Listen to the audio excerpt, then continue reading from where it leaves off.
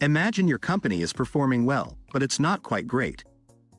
You know you have the potential to do better, to become a company that sustains high performance and stays great like the ones Jim Collins talks about in his bestseller, Built to Last. But how do you get there?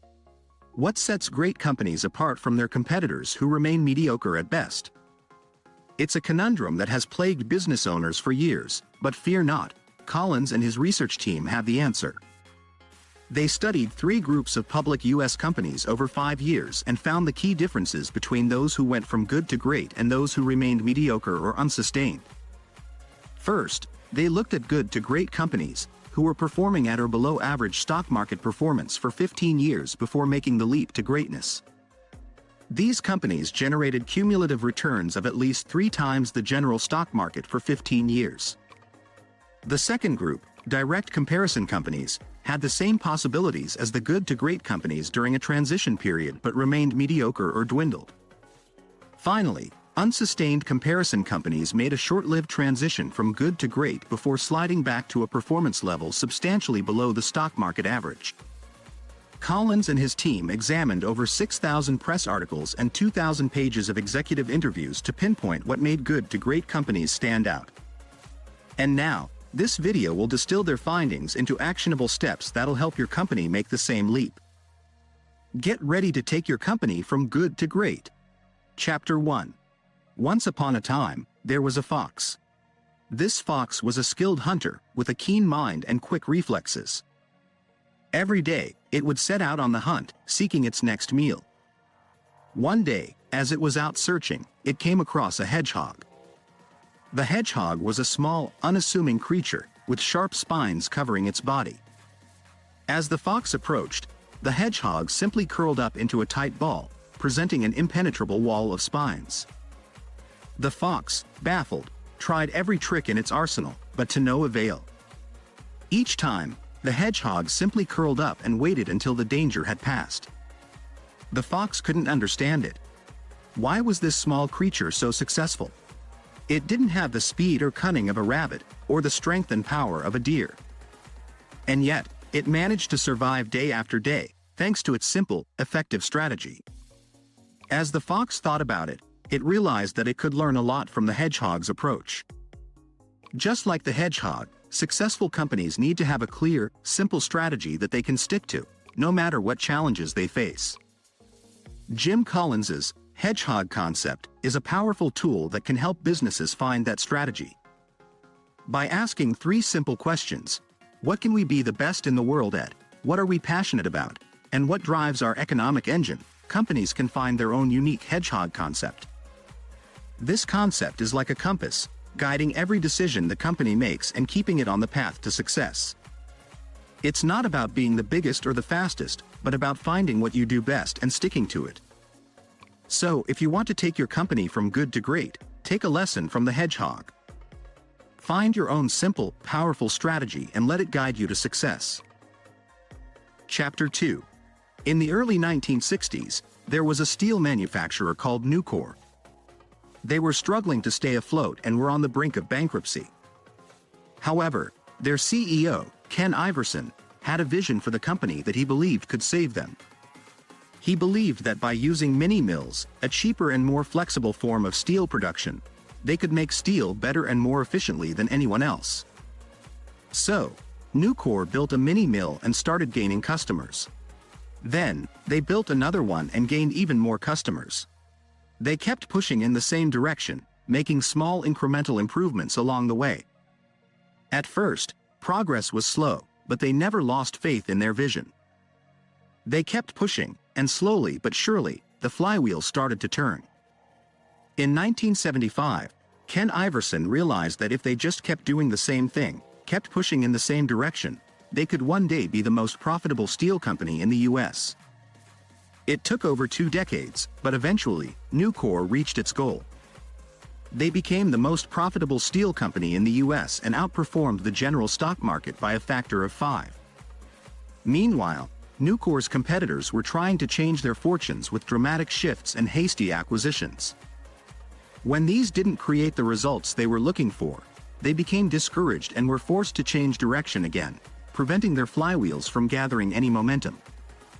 Nucor's success was the result of many tiny, incremental pushes in the right direction. They didn't have a defined slogan, launch event, or change program. Their success was the sum of small improvements that generated results that motivated them to push further. Their unwavering faith and adherence to their hedgehog concept is what ultimately rewarded them with a virtuous circle of motivation and progress. The lesson to be learned from Nucor's story is that success comes from many tiny, incremental pushes in the right direction. Once you find your hedgehog concept, stick with it. That's the only way to see results. Don't get discouraged when progress seems slow. Keep pushing, and eventually, your flywheel will start to turn. Chapter 3. Meet Emily, a driven and ambitious woman who had just landed her dream job at a large tech company. Emily was ecstatic, knowing that this was a significant stepping stone towards achieving her goal of becoming a top-level executive at the company. On her first day, Emily was introduced to the company's state-of-the-art technology and was amazed at how it could revolutionize the industry. She immediately wanted to integrate the latest technology into every aspect of her work. However, her new boss, who had been with the company for years, cautioned her that technology should only be used as an accelerator towards a goal, not as a goal itself. Emily was taken aback, but her boss explained how the company's success was driven by setting clear goals and using technology to achieve them. One day, Emily received an email from a technology vendor who claimed to have developed a game-changing software that could revolutionize the industry. Emily was excited and forwarded the email to her boss, but he responded with a simple question: "How will this technology help us achieve our goals?" Emily was stumped, realizing that she had not thought about the company's goals when considering the new technology. She quickly drafted a plan to integrate the technology, but her boss challenged her to evaluate the technology's impact on their goals thoroughly. Emily went back to the drawing board, analyzing the technology's potential and its impact on the company's goals. After careful consideration, she concluded that the technology did not align with the company's goals and would not provide the desired results. Emily learned a valuable lesson that day. New technology is only useful if it helps a company achieve its goals. Technology adoption should not be a knee-jerk reaction to the latest trends, but rather a strategic decision that is carefully evaluated against the company's goals. Emily used this knowledge to help the company stay focused on its goals and achieve unprecedented success. Chapter 4.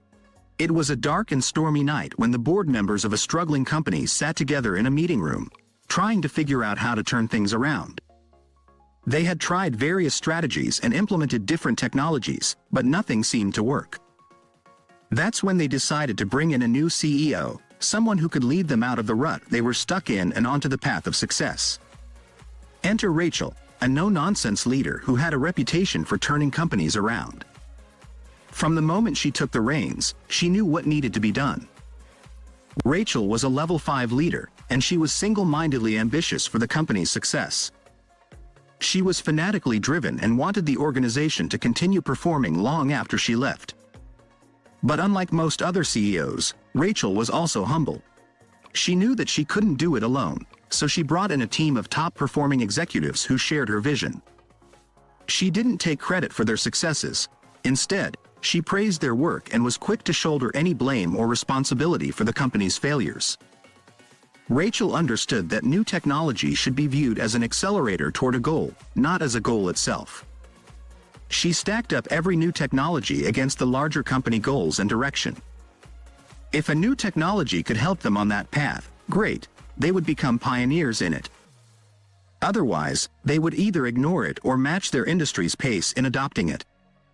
Under Rachel's leadership, the company began to flourish. She had transformed the culture of the company and instilled a sense of purpose in her team. Rachel's humility, paired with her unwavering ambition, drove the company to new heights. But Rachel knew that success wasn't just about her. She began to cultivate a management team so deep that the company would continue to prosper long after she left. Rachel was determined to leave a lasting legacy, and she did just that. Even after she retired, the company continued to perform well, thanks to the level 5 leadership she had instilled in her team. Rachel's story is a reminder that great companies are built by great leaders. Leaders who are ambitious, driven, and humble. Leaders who view technology as a tool to accelerate their momentum in the direction they're already going. Leaders who understand that success comes from many tiny, incremental pushes in the right direction. And above all, leaders who are dedicated to leaving a lasting legacy. Chapter 5. When Mark Templeton took over as the CEO of Citrix, he realized that the company needed a drastic change. Citrix was already successful, but he wanted to take it from good to great. The first thing he did was focus on getting the right people in the right places. Templeton knew that Citrix was an engineering company at heart, so he put a strong emphasis on hiring the best engineers possible. He also looked for people who were willing to go above and beyond to achieve the company's goals. One of the first things Templeton did was create a hiring committee to help him find the best candidates. He wanted to make sure that every hire was the right fit for the company culture and had the potential to be a great employee. Over time, Templeton's focus on hiring the right people paid off. Citrix became known for having a team of talented engineers and dedicated employees who were passionate about their work. But Templeton didn't just focus on hiring the right people. He also made sure that they were in the right positions. He believed that everyone had a unique talent and that it was his job to find the right role for each employee. When Templeton saw that someone was struggling in their current role, he didn't just fire them. Instead, he worked to find them a better position within the company. By doing this, he was able to retain top talent and ensure that everyone was working in a role that suited their strengths. In the end, Templeton's focus on hiring the right people and putting them in the right positions paid off. Under his leadership, Citrix became a great company with a team of dedicated and talented employees. Chapter 6. Meet Sarah, a young entrepreneur with a new startup in the tech industry. Sarah had a vision and passion to create something amazing, and she was confident she had the right team to bring her idea to life. She had hired the best developers, marketers, and designers, and they had all worked tirelessly to get their product ready for launch. But as the launch date drew nearer, Sarah began to confront the brutal facts of their situation. Their product wasn't as revolutionary as she had hoped, and their competition was stiff. They were up against some of the biggest players in the tech industry, and they had a limited budget to work with. Sarah was faced with a difficult decision. Should she give up now and avoid failure? Or should she continue to push forward, despite the odds? Remembering the Stockdale paradox, Sarah decided to confront the reality of their situation while still retaining faith in her team and her vision. She gathered her team and presented the facts to them. They all acknowledged the challenges they faced but agreed to work together to overcome them. They went back to the drawing board, rethinking their product and their marketing strategy. They sought feedback from customers and experts in the industry, taking every opportunity to improve their product. Despite setbacks and challenges, Sarah never lost faith in her team or her vision. She encouraged them to keep pushing forward, reminding them of the big picture and the impact their product could have on the world. Years later, Sarah's startup had become a successful company, dominating the tech industry in its niche. They had overcome fierce competition and adapted to changing market conditions. Sarah's unwavering faith in her team and her vision had paid off, and they had achieved greatness. In the end, Sarah learned that success requires confronting reality, acknowledging the challenges and obstacles in their path, but never losing faith in the team's ability to overcome them. Chapter 7. In the heart of Silicon Valley, a small startup was struggling to gain a foothold in the highly competitive tech industry. The founder, Emma, had a clear vision of where she wanted the company to go, but getting there seemed impossible. The team was constantly missing deadlines and failing to meet targets, and no one seemed willing to voice their concerns. Emma realized that she needed to create an environment where her team could air their harsh facts without hesitation. So she started holding weekly meetings where everyone was encouraged to speak their minds freely. At first, people were hesitant, but as they saw that Emma was genuinely interested in hearing their opinions, they began to open up. During one meeting, one team member spoke up about a flaw in their product design that no one had noticed before. It was a small flaw, but it could have had major consequences if left unaddressed. Emma was grateful that someone had pointed it out, and they were able to fix it before it caused any real damage. As time went on, the meetings became more productive, and the team began to work together more effectively. They were able to confront the harsh facts of their situation and make tough decisions that propelled the company forward. They embraced a culture of rigorous self-discipline and worked tirelessly to achieve their simple hedgehog concept. Their hard work paid off, and within a few years, the small startup had become one of the most successful companies in the tech industry. Emma was grateful for her team's dedication and willingness to confront the harsh realities of their situation. She knew that without their honesty and self-discipline, they never would have achieved such great success. Looking back, Emma realized that creating an environment where harsh facts could be aired without hesitation was the key to their success. Without it, they would have never been able to confront their challenges head-on and make the tough decisions needed to succeed. Finally, the insights and knowledge I gained from reading Good to Great were phenomenal. I highly recommend it.